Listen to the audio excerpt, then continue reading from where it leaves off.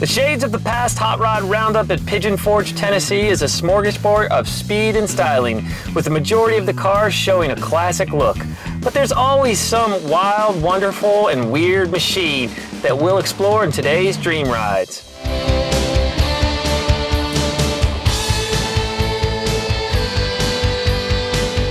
Welcome to Dream Rides. We're coming to you from Pigeon Forge, Tennessee at the Shades of the Past Hot Rod Roundup. I'm Eric Saltrick, and I am here checking out some amazing hot rods. Now, one of the things I know about hot rodding is it's not all about the make or model. Sometimes they actually put the engines in the trunk. Right. Now, Al, tell me about this Carmen Ghia at a hot rod show. Well, it's a '69 Carmen Ghia. I bought it like 25 years ago. And when I built it, I drove it, went to a couple car shows, parked it, had 10 miles on it, and I drug it out about 2 months ago and decided to redo it and bring it to the Shades. So 2 months ago you brought it out. Now, what have you been doing with it for, what, 24 years and 10 months? It's just been sitting in the garage undercover. I was building other cars and other interests. So I always loved Volkswagen, so I finally decided to bring it back out. Now tell me a little bit about your favorite things on this car, because this is not the way you bought it in 1969. No, the biggest change was the front end. Yeah. It looks more like a Porsche. It does. Because the Ghia has a sloped front end with a bumper. So all that was handmade. The side rails were handmade.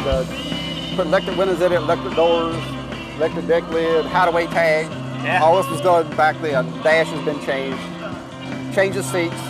So it's pretty well just cosmetic changes. Engine's mild build, nothing radical. Yeah, it's a little, you know, how fast can you get that little putt-putt engine back there going? Yeah, they're safely probably 5,000 RPM. I guess. Well, I tell you what, it's great to see something unique and different at this show. So now, I'm gonna go check out some of these other American-made hot rods, all right? All right, appreciate it. We all know that hot rods come in all colors, shapes, and sizes, but one popular look among the pack is your basic black. What we're going to show you right now is 19 feet of pure awesomeness. A Buick wagon. Now, Tim, this is one of the coolest cars here. Tell me all about it. It's a 1957 Buick Estate, Riviera Estate wagon. These Buick wagons in 1957 were a really rare car even then. I think I've been told they only made about 1,100 of them when they were new.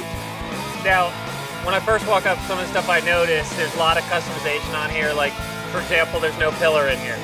Yeah, but that's not a custom touch. That's from the factory. That's the way these cars were built, with the pillarless side windows. So that's what makes these station wagons so unique, is that they started out with four-door hardtop cars and then made station wagons out of them. So. And it's really low. It's yeah. Now, did you chop it? No, it's not chopped. And again, that's a misconception that we deal with on a pretty regular basis. A lot of people look at it and go, "Man, how much did you chop that top?" And I said, "That much." Zero. It was a pretty stylish car in the 50s. It's factory seats, factory door panels. They did put a suede headliner in it. Squared up all the trim in there and sprayed all the trim to match, so it's all monochromed, updated, if you will. Factory dashboard, and no power windows, no power door locks. It's a pretty basic, pretty stock automobile. So all the trim on the outside of the car is factory original to the car and not modified. What's your favorite part of this car? The uniqueness, really, and the fact that it came out as nice as it did. It was about 1.5 years worth of work, but you know, the fact that the car is so unique, it's been a much bigger hit than we expected it to be. The owner of this car wanted a nice, straight, clean driver, and that's what we built him. But what we ended up with has been a lot better received than we had expected to. The owner wanted a car that was understated, but to call this car understated is a bit of a stretch. That Buick Estate wagon was a real eye-catcher, and our next hot rod takes the idea of a long, low, and lean machine to an extreme. Odds of finding a 1951 Plymouth here, probably 0 to none.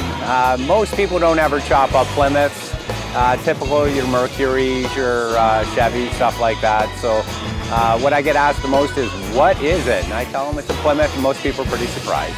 But I wanted something sinister looking, something that when you're rolling down the road, it had a general appearance of, instead of just being your traditional old hot rod, something that was something new and different. We chopped the top on it. It's got a 6-inch chop. The front grille, instead of your typical 3 teeth, we have 9 teeth. 9 months it took me to find 6 teeth. Everybody had them, but they were all stuck to a car. And unfortunately, it was buy the whole car or get no teeth. And finally, after 9 months of finding the teeth, we were able to get the grille finished. Shaved everything off of it, put everything on remote doors, remote trunk, molded in the visor on it, and basically just went for that low chop look, the traditional chop look. The sleek and stealthy appearance of this Plymouth was briefly disrupted by some common hot rodder treatments that just did not work with the overall look. Initially, I actually had white walls on it with some chromies, and they lasted about 30 minutes. Didn't make it out of the garage. We looked at it and said, it's just not the look that we were going for in the beginning, and pulled them off and decided that what we would do is just take the rims, send them out, powder coated them black, and ordered some smoothie black tires, and that's how we roll now. I drive it everywhere, but this car's all about driving. Most people, question, why would you want to take such a car like that and drive it every day? And I tell them, this is my everyday drive. So I don't mind driving it everywhere. She's reliable, she's good to me, and I enjoy showing it to people. Based on what we've seen here in Shades, black seems to be the new black. But there's also some other unique cars that bring back some vivid memories. If you're a fan of classic TV, the old black and white Superman show with George Reeves as Superman, you may recognize this car. You may even remember who drove it. Remember? It was Lois Lane. That Nash is so tiny it could probably fit in the engine compartment of this Boss 429 Mustang. And when we come back, we'll check out a pair of players from the pony car era. Stay with us on Dream Ride.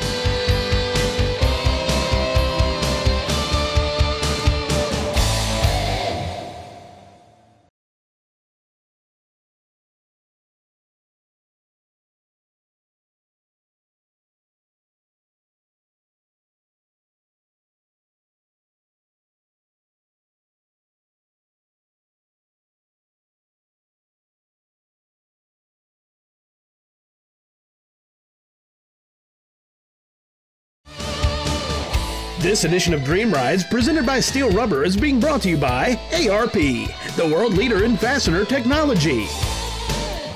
Borla, the world's most winning exhaust. B&M Racing and Performance, quality performance products that work. And by Steel Rubber, quality crafted rubber parts and weather stripping. Welcome back to Dream Rides and Shades of the Past Hot Rod Roundup.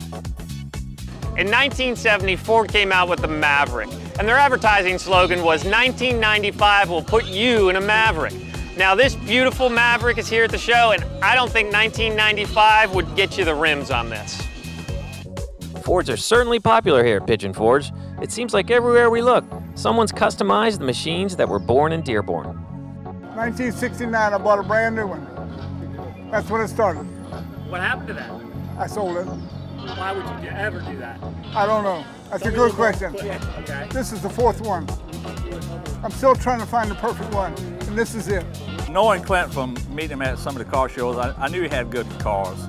And he told me the story, what he wanted to do in the cars he had.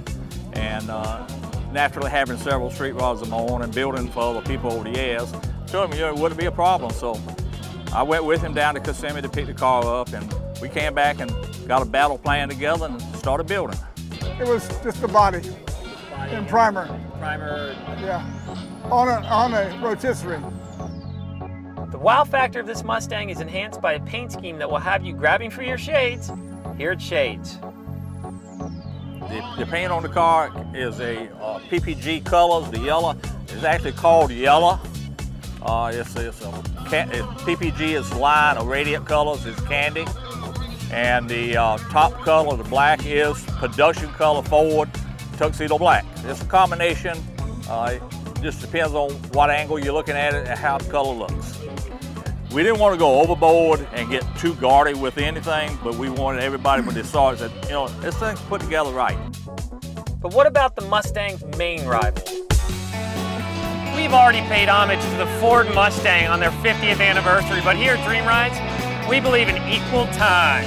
So 2016 is the anniversary for the Chevy Camaro, and I found an absolute beauty right here. Now, tell me first of all the year and a little bit about this car. It's a 68 Camaro Super Sport, Rally Sport option, convertible as you can see. Yes. Just got done restoring it on Monday and brought it down here from Virginia. So this is fresh.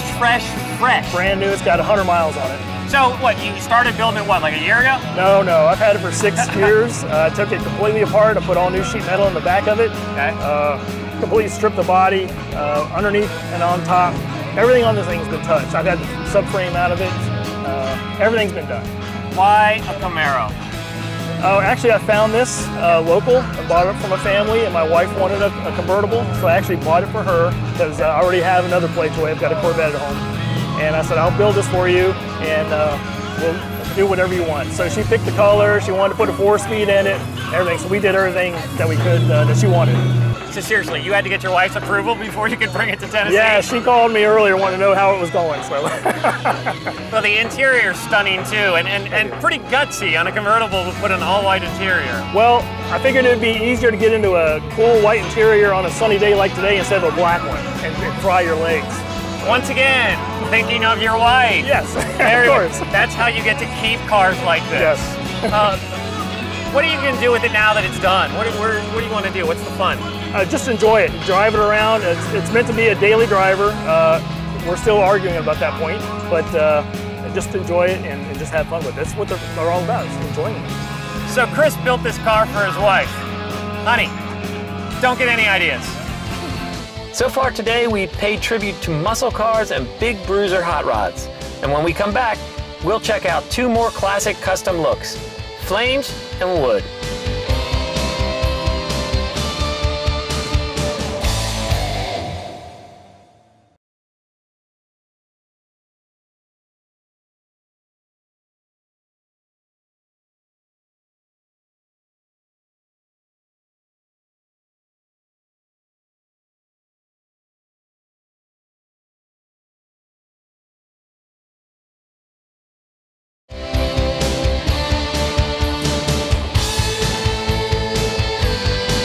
Welcome back to Dream Rides from Shades of the Past Hot Rod Roundup, where even the school buses get the hot rod treatment here. We've seen some amazing rides, and we're going to see some more as I school you in the art of hot rodding. I grew up working at a local racetrack in Manchester, Kentucky, my family owned, and there was a guy running a blue 41 Willis every weekend with us. And as a young person, I fell in love with a 41 Willis going down that racetrack. I said, if I ever get the money, I'm going to buy me a 41 Willis. And 5 years ago, I had open heart surgery. I ran into a little girl that knew about this car. I met her at the checkup for a doctor's appointment. Her dad had open heart surgery. And she told me about this car and showed me a picture of it. And I went the next week and bought it. It was built in Jackson County and next county below where I live in Clay County, and the car was built from scratch in Jackson County. The frame's welded together. It's a total ground-up build. The boy that built the car done the paint job, and he's just an old country boy, but it took him a long time to get it the way he wanted it, but he finally got it. And it's DuPont paint, DuPont clear coat. It just took him a long time to get the flames the way he wanted them, but he finally got it. It's got a 400 Chevrolet in it with a small cam. It's got a little cluck to it, but it runs cool. I can go through any parade. On the hottest days, it still runs good and cool. We drive the car a whole lot, but we go to a lot of car shows. We've got a motorhome and trailer. We trailer it into the town that we're showing in, and we get it out and drive it because that's our transportation. So we have a ball with it.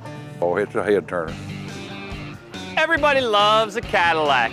And I'm standing here with an awesome example. It's a 1961 Cadillac with a killer paint job. And talking to the owner, I know he has restored this thing from top to bottom. Now, one of the most iconic things about a Cadillac are those fins. Now, for this guy, 2 fins were just not enough.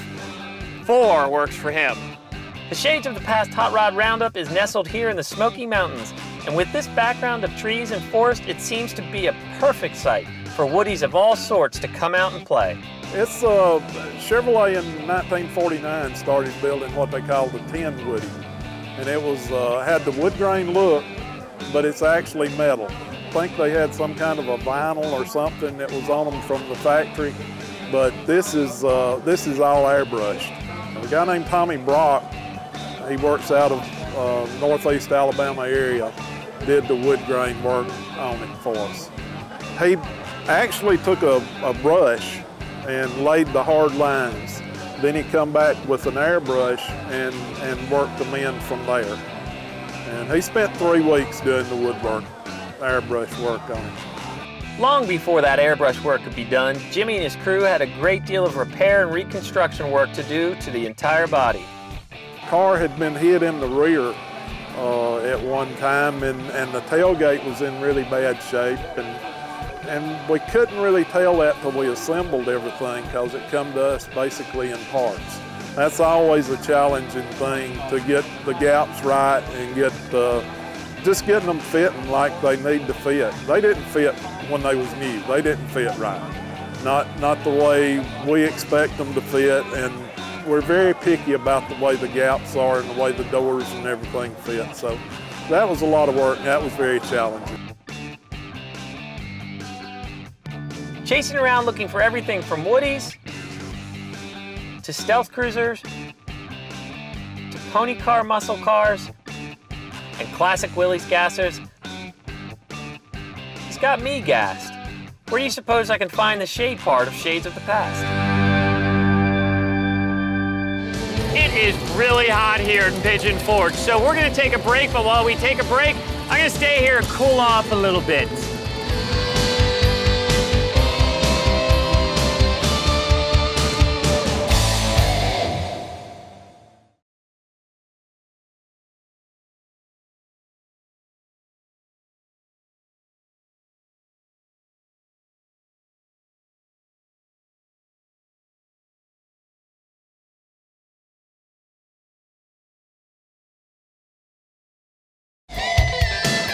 This edition of Dream Rides, presented by Steel Rubber, is being brought to you by Stage 8, the world's best locking fastener. Precision Turbo, a leader in turbocharger technology for street and race applications. Original Parts Group, the world's largest source for GMA body parts and accessories. And by Steel Rubber, quality crafted rubber parts and weather stripping. Welcome back to Dream Rides at Shades of the Past Hot Rod Roundup. Let's go exploring. You know, 40 Econolines are getting very popular at shows like this, and we found this great one that they call Thumper. Now, if you want to know why it's called Thumper, well, he had a little horsepower right there in the front of the car, and as you can see, there's no passenger seat, so we're kind of guessing this guy might be single. We're just kidding. The owner is a cool guy, and Thumper does have an engine cover. Now, don't think that just because Shades of the Past is labeled as a hot rod roundup that trucks and pickups can't come out and play. In fact, there are some impressive big rigs here on the grounds. If you've got a kid under the age of 15, you have seen the Cars movies. Well, we brought Cars to life here, or I should say, you brought Cars to life with, well, you tell me what it is.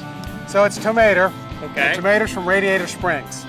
And so Tomater is a truck that we drive up and down the East Coast a lot.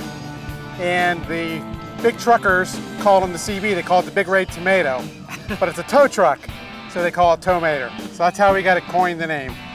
Tell me what it is, the year, I mean, where did you find this? It's a 1953 International Harvester cab-over engine, all right? And we found it out of Fort Myers, Florida. But prior to that, it was a big box truck out in Idaho. How long does something like this take to restore? What did it look like? Well, it was in pretty good shape. It's gathering pieces of parts over many years. It's got to be hard. So it's fun, right? You meet different people, you're at different places, different flea markets, and that's the fun about it. It really wasn't that hard. It was just about time and searching. I got to ask, why? Why not? Good answer. No, car guys need a way to move their cars around if there was ever a problem and it broke down or whatever else. So this is a great way to have a show car as well as something you can go use to pick up your cars if you break down. So you've got the 53 Harvester, and you've got something else in the back. You've got all your toys here. I got them triple stack. The 53 Dodge on the back is what I've had since high school. It was a farm truck, and I didn't restore it till about 5 years ago. Okay. A good friend of mine, Ron Yeager, helped me restore this from Ron's Rods. And then I really restored it so that I could drive my Harley, and then my wife would come pick me up, right? We'd have dinner or lunch, and then I put the Harley in the back, and we'd ride home together. It's a very street rod looking truck. Yeah, so the Dodge is a what they call atomic orange. It's like a very coppery kind of color. It's got a 572 NASCAR motor in it. So, and then it's got a very unique, what they call steampunk gear-based air cleaner on top of it. That's awesome. So what kind of engine do you have to have in Big Red here to haul all of this? So Tomater's got a 454 Chevy big block, so we can cruise the hills, especially here in the Smoky Mountains where it's beautiful. So what do you do now that you've got all your toys in one spot? Now what do you do? We visit America. We love hometowns like Pigeon Forge, Gatlinburg, Asheville, North Carolina. We just love traveling around, meeting people, and having a good time with the vehicles. And I noticed on the back, there is a really big trailer hitch. You can put more toys on here, can't you? I could. It's a huge trailer hitch, and it's what we call the awesome towing ball.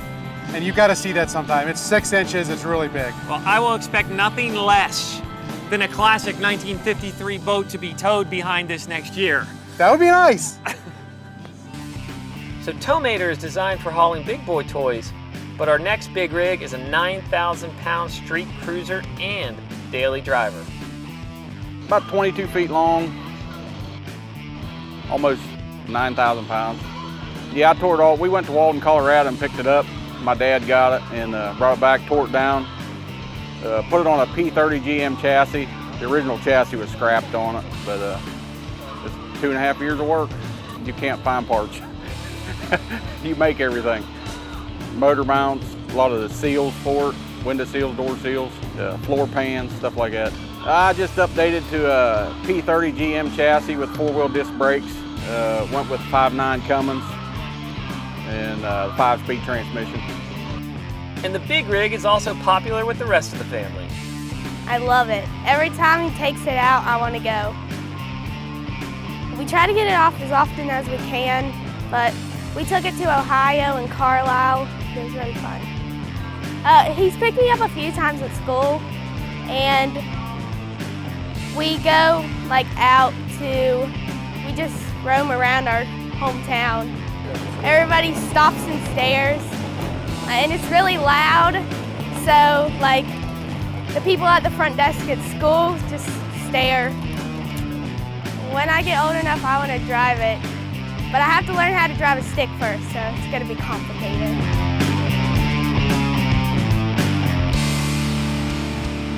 That's all the time we have for today's edition of Dream Rides. And we hope you enjoyed seeing the big, the bold,